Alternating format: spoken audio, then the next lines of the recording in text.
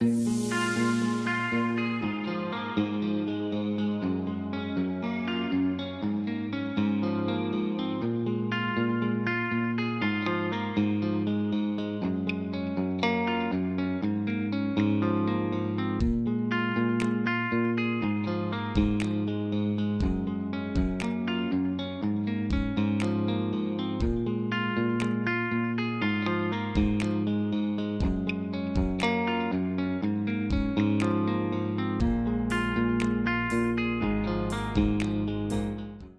a découvert que Pierre était autiste à l'âge de 24 mois, après avoir eu son diagnostic. Pour l'intégrer à l'école, ça a été très compliqué.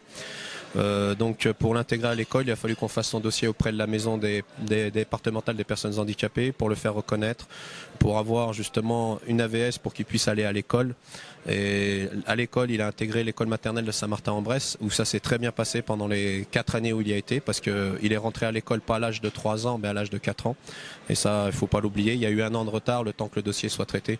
Une fois que le dossier a été traité, ça a été très simple.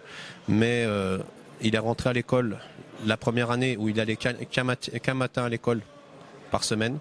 Ensuite, il y allait tous les matins la deuxième année. Et la troisième année, il y a été le lundi, mardi toute la journée et le jeudi, vendredi le matin. Et ça, c'est grâce à une très bonne cohésion qu'on a eue avec l'école, avec l'AVS. Et ça s'est très bien passé. Mais nous, ce qui nous inquiétait avec ma femme, c'était à savoir ce que Pierre allait devenir après sa maternelle, parce qu'on ne savait pas où Pierre allait aller. Est-ce qu'il allait aller en CP? Est-ce qu'il allait pouvoir continuer l'école normalement? On commençait à s'inquiéter là-dessus. Donc aujourd'hui, Pierre a intégré l'IME de Viray-le-Grand, l'IME Georges Fauconnet. Il a intégré l'IME depuis le mois de septembre 2019 et ça se passe très bien. Avec son éducateur Vincent, il y a une cohésion incroyable. Les progrès, on les voit. Pierre, il commence à dire des mots, il commence à placer des mots, mais vraiment à des moments incroyables. Même moi, je me suis mis à pleurer le jour où il m'a dit merci en anglais, et ça date d'il y a à peine 15 jours, quand je lui ai donné à manger et qu'il m'a dit thank you. J'en ai pleuré, mais je lui ai dit, mais mon fils c'est gentil, mais il faudrait que tu te mettes à parler en français, ça serait mieux. Mais j'en ai pleuré, mais j'étais heureux parce que je vois que Pierre, il fait des progrès. Il a une meilleure cohésion avec les enfants de l'IME aussi. Il accepte les autres à côté de lui. Il joue avec les autres enfants, chose qu'il faisait pas avant parce que c'était compliqué. Aujourd'hui, il est dans une structure qui est franchement super. Il a des éducateurs qui sont super. Et ça, je les remercie parce que on a un contact régulier avec eux tous les 3 mois, on a un rendez-vous avec l'éducateur pour voir les progrès qu'il fait, qu'est-ce qu'on peut améliorer. Et franchement, c'est extraordinaire. On voit le changement. Et c'est pour ça que je dis maintenant aux parents, ne baissez jamais les bras, continuez à vous battre pour votre enfant, continuez à vous battre pour vos droits, parce qu'ils sont importants. Nos enfants, ils ont le droit d'aller à l'école comme tout le monde, même si c'est en institution. Il ne faut pas avoir peur des institutions. Il faut bien vous dire qu'il ne faut pas baisser les bras. Moi, je ne baisserai jamais les bras pour mon fils. Alors Pierre, avant qu'il rentre à l'IME, il communiquait par l'image, mais il a fallu qu'on l'emmène en rendez-vous chez l'orthophoniste. Avant même qu'on ait mis en place les rendez-vous, avant qu'on ait eu son diagnostic, qu'on commence les rendez-vous, Pierre faisait des crises. Il faisait des crises parce qu'on ne comprenait pas ce qu'il voulait au début. Moi, je dis clairement déjà que l'autisme est un handicap et non une maladie, parce que beaucoup de gens me disent que je dis que c'est une maladie alors que c'est pas le cas. J'ai toujours dit que l'autisme était un handicap et moi je le répète encore aujourd'hui, l'autisme est un handicap parce que Pierre va vivre avec son autisme toute sa vie. Et ça, les gens, je pense qu'ils ont encore du mal à le comprendre. Mais voilà, avec Pierre, la communication par l'image fonctionne. Aujourd'hui, il continue et maintenant il commence à venir nous chercher pour nous demander ce qu'il veut aussi. Il commence à pointer du doigt les choses qu'il veut. Il arrive maintenant aussi à avoir une autonomie de lui-même parce que la propreté commence à s'acquérir. Avant, il ne pouvait pas aller aux toilettes tout seul. Aujourd'hui, il commence à aller aux toilettes tout seul, ce qui prouve qu'il faut continuer qu'on voit les progrès et que les progrès ils se font aussi grâce aux éducateurs de l'IME et grâce à ce qu'on a mis en place avec ma femme au début. Pour Pierre, oui, pour qu'il aille à l'IME, il y a un taxi qui vient le prendre tous les matins. Donc il s'entend très bien en plus avec les chauffeurs de taxi parce que c'est des taxis différents, c'est jamais les mêmes et ça se passe très bien. Les premiers jours où il prenait le taxi, justement, quand il sortait de l'IME et qu'il voyait tout de suite le taxi, il partait direct, il savait que c'était l'heure de rentrer. Aujourd'hui, maintenant, c'est complètement intégré. Donc le matin, ils viennent le chercher et ils nous le ramènent le soir. Il est à l'IME toute la journée, sauf le vendredi où il finit à 13h30 parce que l'IME est fermé le vendredi après-midi. Mais sinon, il fait des semaines très chargées. Des fois, il est fatigué, des fois, il l'est pas. Il est plus fatigué le jeudi parce que je sais que le jeudi il a piscine. Il fait du cirque, ils font des sorties sensorielles, ils vont se promener dans les bois avec les éducateurs. Ils travaillent, ils ont une maîtresse qui vient spécialisée, formée au handicap, qui est là aussi pour leur donner des cours. Et ils travaillent aussi bien avec les éducateurs la psychomotricité, ils travaillent la communication, le langage, la propreté, le manger. Intégrer les aliments dans la nourriture, parce que Pierre, c'est encore compliqué aujourd'hui. Pierre, lui, ce qu'il mange encore actuellement, c'est toujours les nuggets, les frites, le jambon, tout ça. Et on essaye justement de lui intégrer des nouveaux aliments. Avec ma femme, on essaye en mettant des aliments, des légumes. On essaye d'intégrer les légumes. On a regardé comment on fait. On a beaucoup de soutien aussi là-dessus, parce que beaucoup de parents qu'on connaît nous expliquent comment ils font aussi avec leurs enfants. Et c'est ça qui est bien aussi dans le monde de l'autisme, c'est que tous les parents se soutiennent. On se soutient parce on se donne tous des conseils. Et ça, c'est extraordinaire aussi, parce que ça nous a permis de rencontrer des personnes extraordinaires. Parce que dans notre parcours, on a quand même rencontré le docteur Saravan aussi, dans notre parcours. On a rencontré Laurent Savard, le comédien. Et voilà, ils nous ont donné des conseils. Le docteur Saravan nous a donné énormément de conseils pour la gérance du comportement et tout ça. Et c'est des amis qui sont extraordinaires et puis qui prennent des nouvelles régulières de Pierre. L'objet fétiche de Pierre, oui, c'est le fil électrique. Donc pourquoi les fils électriques? Alors je peux pas vous dire. Je pense que c'est ce qu'on nous a expliqué. Ça peut être un prolongement de son corps. C'est comme si, par exemple, un enfant qui naît, comme une maman l'allait, on lui donne du lait. Pierre, c'est un peu pareil. C'est un prolongement de son corps. Quand on lui enlève, il va vous faire des fois des crises, mais maintenant il la lâche de plus en plus souvent. Mais quand Pierre a besoin de se canaliser ou de se calmer parce qu'il sait qu'il va faire une crise, il va tout de suite aller chercher ce câble et tout le temps jouer avec. Avec l'IME, on en a discuté. C'est vrai qu'il le prend régulièrement parce que des fois il faut qu'il se calme, des fois il faut qu'il se gère, il faut qu'il se concentre. Nous, c'est un renforçateur pour Pierre. À la maison, il y en a partout. Il s'amuse des fois à les enlever de la télé. Hein. Ça arrive parce que faut pas croire, Pierre, c'est ça. Pourquoi c'est ça, je peux pas vous dire. Mais d'autres enfants, c'est les peluches. D'autres enfants, c'est les voitures. Pierre, c'est les câbles électriques. Deuxième objet important. Et puis ça lui a permis aussi d'apprendre certaines choses et à développer aussi la parole. Parce qu'on va me dire que l'écran, c'est mauvais pour les enfants, mais pas pour tous.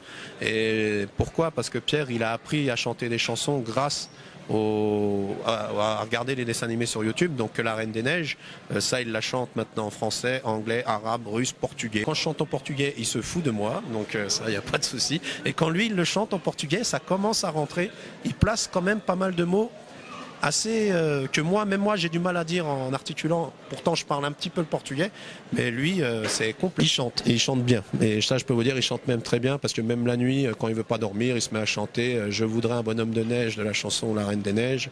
Et là en ce moment je suis en train de lui faire écouter aussi la chanson de Lucie Michel, l'original K, une chanson sur tout handicap. Et Pierre il retient certains mots et puis il arrive à les placer aussi.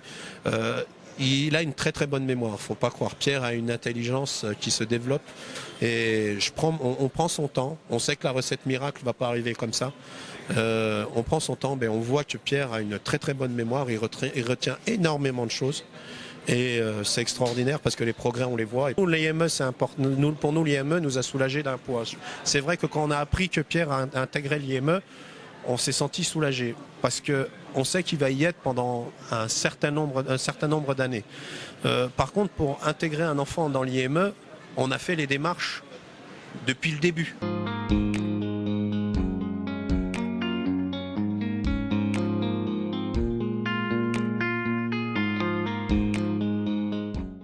Donc l'IME fait partie d'un dispositif géré par cette association.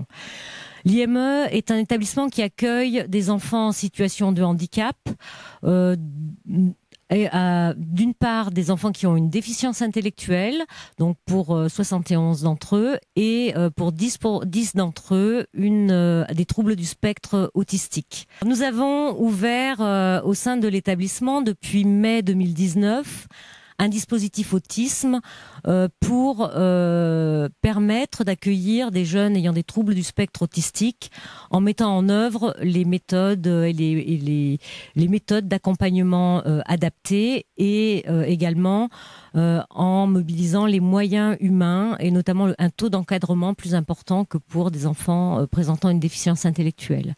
Et puis avec des lieux dédiés. Le dispositif autisme de l'IME accueille et prend en charge 10 enfants âgés de 6 à 20 ans, tous porteurs d'un trouble du spectre de l'autisme, avec un degré de sévérité et de dépendance bien évidemment variable. Nos 10 jeunes sont donc répartis sur 3 groupes, 3 classes d'âge différentes. Donc un premier groupe de petits, constitué d'enfants âgés de 6 à 10 ans, sur lequel est positionné Pierre. Un second groupe où on va retrouver les enfants âgés de 11 à 15 ans. Et enfin un troisième groupe sur lequel évoluent les enfants âgés de 15 à 20 ans. Le dispositif autisme est créé et fonctionne dans une dynamique d'inclusion sociale et professionnelle.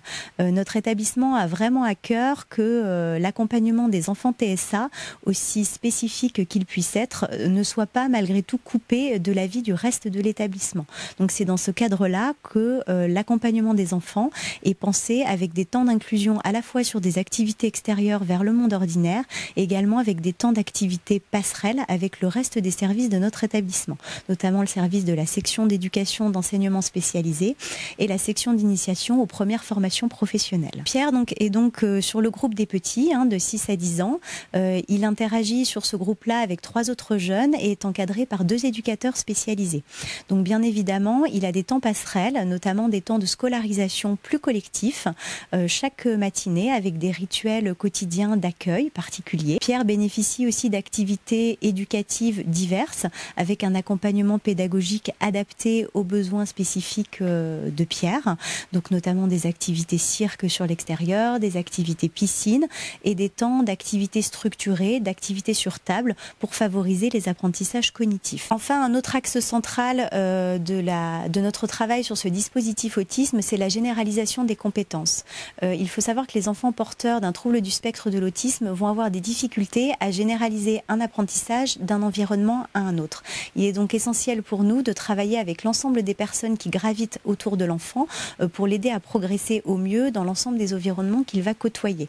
Donc pour cela, nos éducateurs spécialisés ont la possibilité de se rendre à domicile dans le cadre de visites régulières. L'éducateur référent de Pierre, Vincent, se rend régulièrement, à peu près toutes les 6 à 8 semaines, au domicile de Pierre pour rencontrer ses parents et également son frère et faire le point ensemble sur des objectifs de travail très concrets. Ça peut être travailler le brossage de dents, par exemple, travailler la posture à table, travailler le fait de passer moins de temps à jouer avec son câble. Des tas d'objectifs comme ça qu'on définit du coup avec les parents, en accord avec eux et qu'on va travailler de manière transversale à l'IME et à la maison. Après la maternelle, on a une chance sur 2 que votre enfant continue sa scolarité. Il y en a des oui, il y en a des non. Et le problème des parents aujourd'hui, c'est qu'ils se battent pour intégrer leur enfant à l'école. L'école, c'est important parce que ça permet d'apprendre une autonomie pour un enfant handicapé. Moi, Pierre, il a appris beaucoup de choses à l'école maternelle de Saint-Martin-en-Bresse. Nous, on a aussi été à l'école 2 jours. J'ai été à l'école 2 jours pour montrer à l'EVS, à la maîtresse et au directeur comment gérer les crises de Pierre, comment le faire travailler, tout ça. On a mis ces choses en place, on a eu une très bonne cohésion par rapport à tout ça. Donc pour les parents, c'est vrai qu'intégrer leur enfant dans un institut médico-éducatif, c'est très compliqué parce que la liste d'attente est énorme. Il peut y avoir peut-être 60-70 enfants qui attendent une place. Et il ne faut pas se cacher, c'est que la France aujourd'hui, on a un retard incroyable. C'est que par rapport aux autres pays quand même outre-Manche, parce que moi je peux en citer des pays où l'intégration fonctionne. Il y a en Belgique, il y a au Portugal. Et ça m'a beaucoup surpris, c'est qu'au Portugal, les enfants, ils sont pris en institut. La France préfère payer des amendes à la Commission européenne pour justement l'intégration des enfants autistes dans le milieu scolaire que d'investir dans des structures. Moi, je trouve que c'est l'inverse qu'ils devraient faire. Parce qu'aujourd'hui, on est quand même le seul pays en Europe à avoir eu pour la 7e année consécutive une amende de la part de la Commission européenne. Au total, il y a 700 000 autistes en France, il y a 100 000 enfants. En Bourgogne, je ne sais pas le chiffre exact, j'ai entendu à la journée départementale de l'autisme apparemment qu'il y avait 225 enfants qui avaient intégré l'inclusion de l'école. Mais moi, ce que j'appelle l'inclusion, c'est que si un enfant va à l'école, c'est toute la semaine. C'est pas un jour par semaine. Au final, qu'est-ce qui se passe? C'est que la famille empathie et qu'il y a un des 2 parents qui est obligé d'arrêter de travailler pour s'occuper de son enfant à plein temps. Et ça, c'est aussi un problème pour les familles qui, par la suite, ne peuvent pas voir un bel avenir pour leur enfant. Parce que moi, je m'inquiète toujours pour l'avenir de Pierre, même s'il est à l'IME. Faut pas croire. J'aimerais qu'il ait une autonomie, j'aimerais qu'il travaille et tout ça. Mais je sais pas si ça sera le cas. Là, il est en IME, très bien. Mais est-ce que quand il aura ses 20 ans, il aura une autonomie pour pouvoir trouver un travail, pour pouvoir se gérer lui-même? Ça, c'est une question que je me pose régulièrement et je me continuerai à me la poser. Parce que pour moi, je sais que son avenir, à mon avis, il sera avec moi encore jusqu'à ce que je ne sois plus de ce monde. Et voilà, c'est un handicap, l'autisme, et il faut pas se cacher là-dessus. Ce n'est pas une maladie, c'est un handicap. Et c'est un handicap que ces enfants vont vivre. Ils vivent avec toute leur vie. Et je peux vous citer plein d'enfants que je connais qui sont dans cet exemple-là, comme Nathan, qui a 19 ans, qui est autiste, non déficient, mais qui communique avec la langue des signes. Est-ce que lui va avoir un avenir plus tard quand ses parents seront plus là? Qui c'est qui va le gérer? Vous voyez, ça c'est plein de questions que plusieurs parents se posent. Les journées des enfants du dispositif autiste sont très ritualisées, rythmées. Donc ils arrivent comme tous les jours de la même manière. Un temps d'accueil dans lequel on pose les affaires, on se détend. C'est un temps sensoriel où ils peuvent prendre leur marque et démarrer leur journée correctement avant d'attaquer un temps de classe. On se déplace dans un autre bâtiment pour aller en classe. Après, il y a ce temps de classe. Ensuite, on fait un temps de récréation après le temps de classe.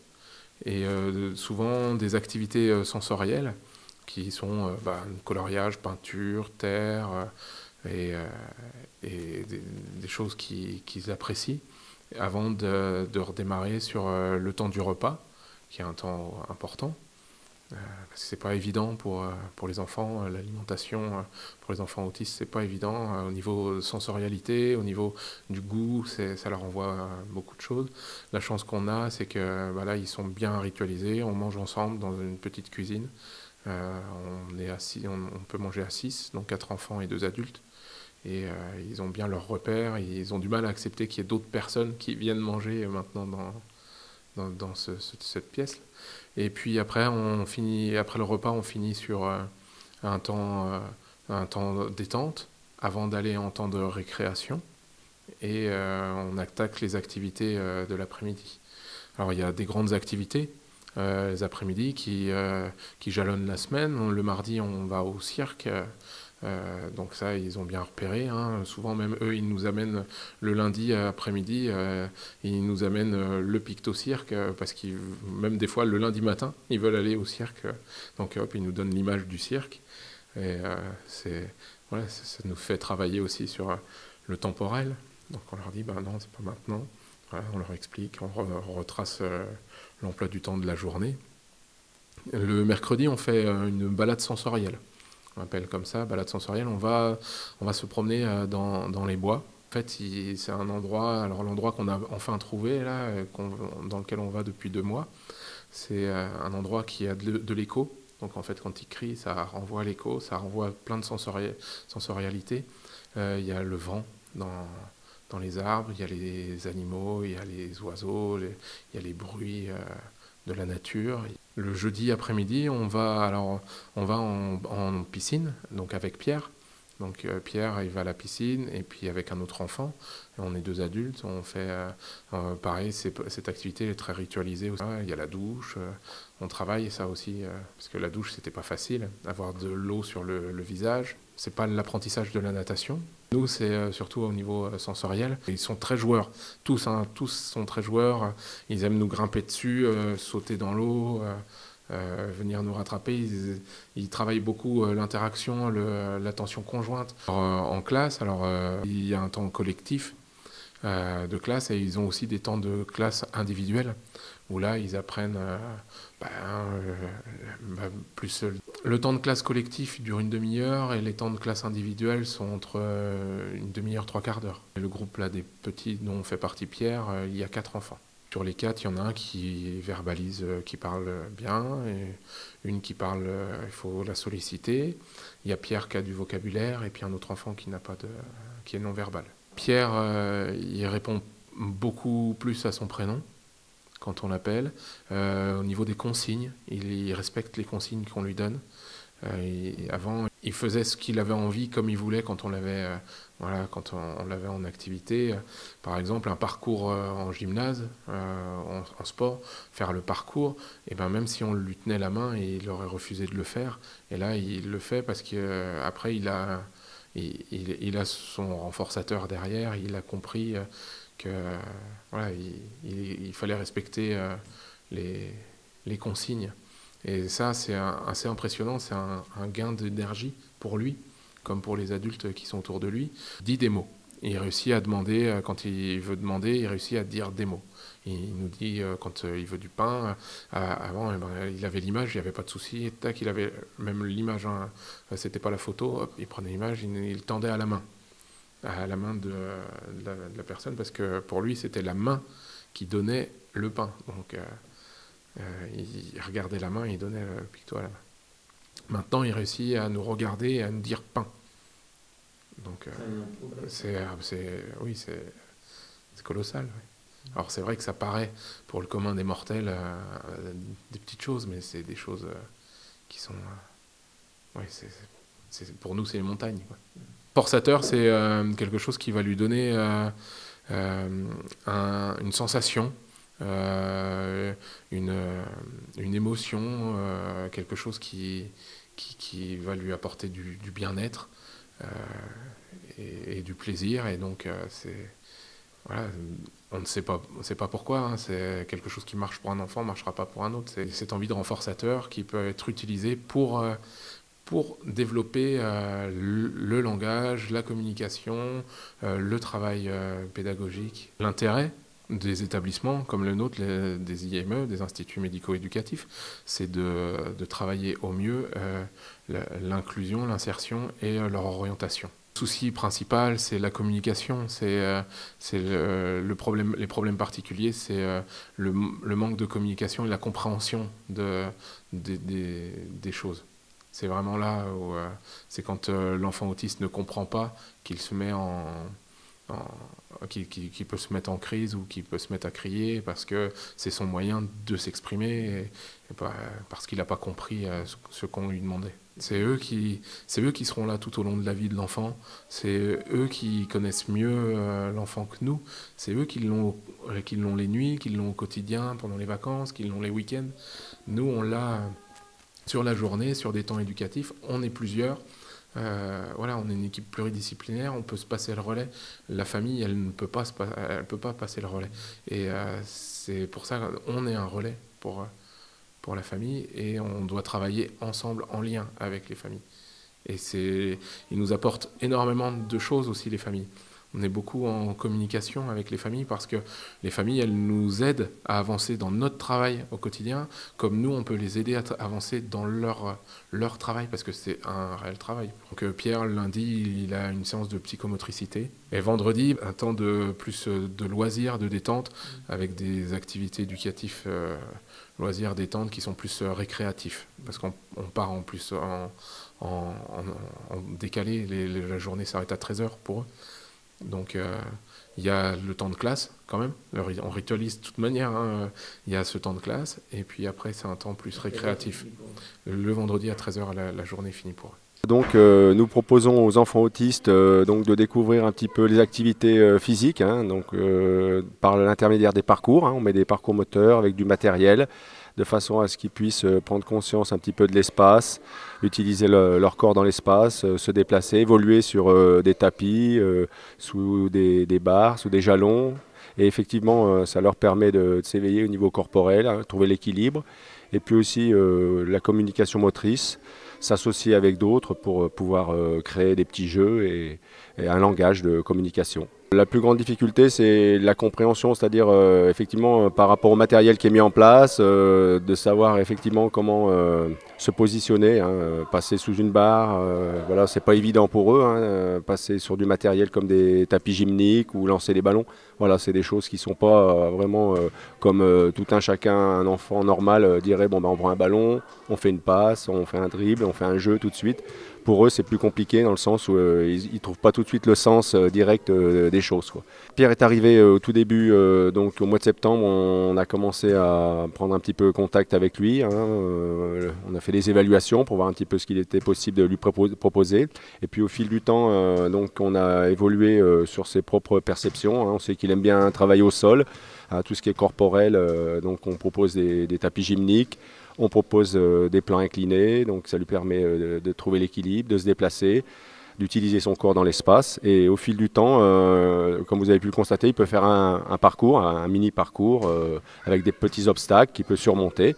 Et donc il s'adapte au fil du temps et il progresse sur toutes les activités en règle générale. Il est assez tonique, assez vif. Il a un centre d'équilibre qui est assez intéressant parce qu'effectivement il se déplace de module en module sans avoir de difficultés.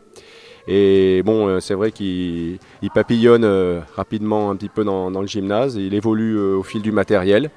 Donc effectivement, on s'aperçoit qu'il y a des choses qui bougent en lui, quoi. Il évolue positivement. Et la particularité des enfants autistes, bien évidemment, c'est l'individualité. Hein. Donc on a chez lui très peu d'action, on va dire, de communication avec d'autres camarades. Si ce n'est que spontanément, il peut effectivement aller chercher du matériel, un ballon, un cerceau ou un ballon sauteur. Bon, ça, il peut encore le faire, mais effectivement, ils sont assez individualistes dans leur fonctionnement. L'activité du cirque, on utilise le matériel qui sert énormément à tout ce qui est la motricité, et c'est un peu comme des renforçateurs auprès des enfants autistes où ils ont beaucoup d'attrait, ils y trouvent beaucoup de plaisir, et donc grâce à ça, grâce à cet attrait et ce plaisir qu'ils ont, on peut réussir à rentrer en relation de manière plus adaptée et conforme, en leur donnant des consignes claires, on fait attention à leur sécurité, et ça permet de pouvoir transférer ces choses-là dans d'autres activités du quotidien. En échange, entre guillemets, d'un effort ou d'un travail intense, ou en échange d'un effort, et il a un renforçateur, et donc quelque chose qui lui fait plaisir et qui permet d'avoir une interaction. Et après on travaille sur la demande et la communication sur la demande de ce renforçateur. Donc il nous demande, on lui fait demander le renforçateur pour travailler l'échange et le fait qu'il y ait une personne en face de lui. Et il n'arrive pas tout seul, quoi. Il ne s'est pas tombé du ciel. Il est obligé de faire un effort de communication pour avoir ce renforçateur. Pierre, il fait d'énormes progrès dans la communication. Il dit de plus en plus de mots.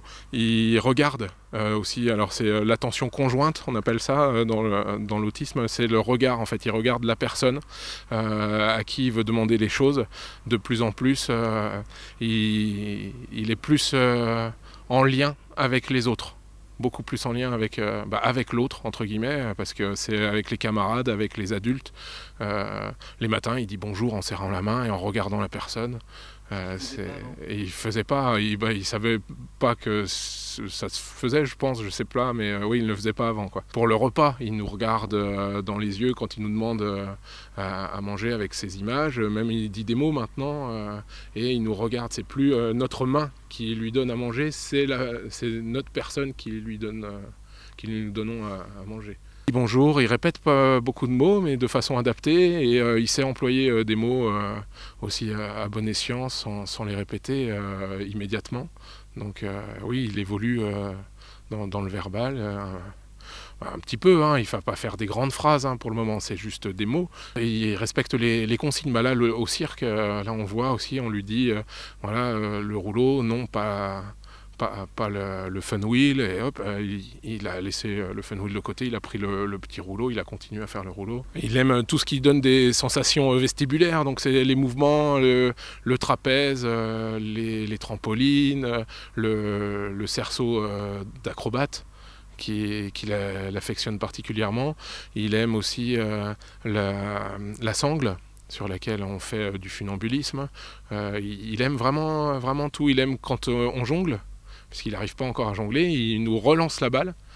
Quand on jongle, lui il nous relance une balle pour qu'on jongle, et c'est vraiment super. Et dans l'évolution qu'on a pu voir là aujourd'hui, c'est qu'il respecte les consignes que nous on lui donne pour faire les ateliers. Donc les exercices, parce qu'avant en fait il n'appliquait pas l'exercice tout de suite, il le faisait quand lui avait décidé de le faire. Et d'aller dans une salle extérieure, donc les déplacements, c'est aussi des choses qui se travaillent, parce que les familles doivent se déplacer avec leurs enfants, donc c'est aussi un travail qui est important chez les enfants autistes. L'intégration dans la société, la compréhension de ces enfants et des personnes autistes importantes où ils réagissent pas par agressivité ou par violence, mais par un manque de communication. On a beaucoup de travail à faire, oui, dans la société pour que les enfants autistes trouvent leur place, que les personnes autistes trouvent leur place pour mieux les comprendre et puis pour mieux les accepter. Le regard des gens est en train de changer. Voilà, et que ça va évoluer comme sur le regard de tout autre handicap. On apprend à vivre